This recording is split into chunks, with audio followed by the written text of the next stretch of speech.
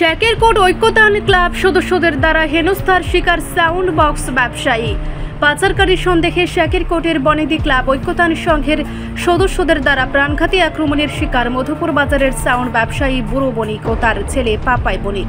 অভিযোগ, এক সহকর্মী অসুস্থ হওয়ায় তাকে দেখতে রওনা হয়েছিলেন তারা। আচমকা শেকেরকোট চা বাগান সংলগ্ন রাস্তায় তাদের দাঁড়িয়ে থাকতে দেখে কিছু লোক তাদেরকে পাচারকারী সন্দেহ করে টেনে নিয়ে যায় ক্লাবের ভেতরে। সেখানে তাদেরকে শারীরিকভাবে হেনস্থা করা হয়েছে বলে অভিযোগ করেছেন তারা। ক্লাব সেক্রেটারি সহ প্রায় 20 থেকে 25 জন মিলে এই আক্রমণ সংঘটিত করে বলে অভিযোগ করেছেন তারা। অতঃপর তাদেরকে জোর করে নেশা কারবারে প্রমাণিত করতে নানাবিধ ভয় ভিডিও প্রদর্শন করার অভিযোগ করেছেন তারা।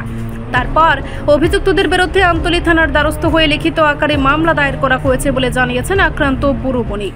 গতকাল রাত্রে আমরা যে বর্ধমান ছিল বর্ধমান সেরেছে আমরা ওই ফুলের কাজ করে আগে অ্যাক্সিডেন্ট হয়ে পাউডার ভাঙছে অপারেশনে একটা রড লাগাইছে পরশুদিন রডটা কাটছে। আমরা ভাবলাম বর্ধমান নিচ্ছে তো বর্ধমান করে আমরা হেরে একটু দেখে আই।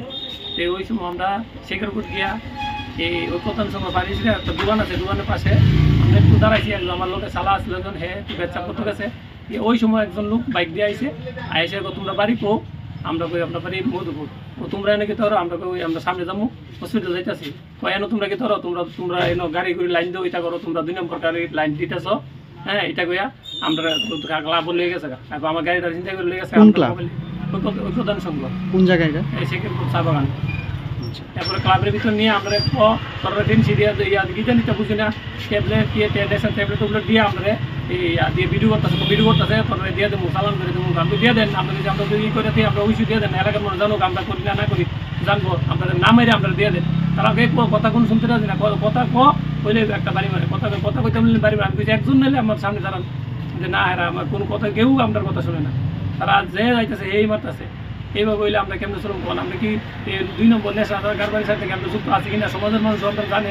আমি বিগত 30-32 বছর ধরে আমি সাউন্ডের সাথে যুক্ত। কেউ কইতে পারবো আজ পর্যন্ত কোনো কেউ কইতে পারবো না যে আমি এই কোনো 2 নম্বর ব্যবসার সঙ্গে যুক্ত আছি। তার চাহিদাটা কি ছিল? তারা চাহিদা কইতেছে আমরা কইতাম আমরা 2 নম্বর এই প্রচারকারী লাইন দিতাম গেছি, গাঁজাকারী ফেন্সিং লাইন দিতাম গেছি। তারা কারা? তারা শেখরকোট ক্লাবের নৌকতার সঙ্গে ক্লাবের ছেলে।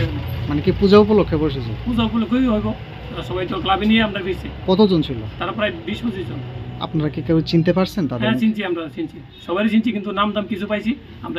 তার নামে এফআইআর করছি আমতলী থানা। রিপোর্ট সংবাদ প্রতীক্ষা।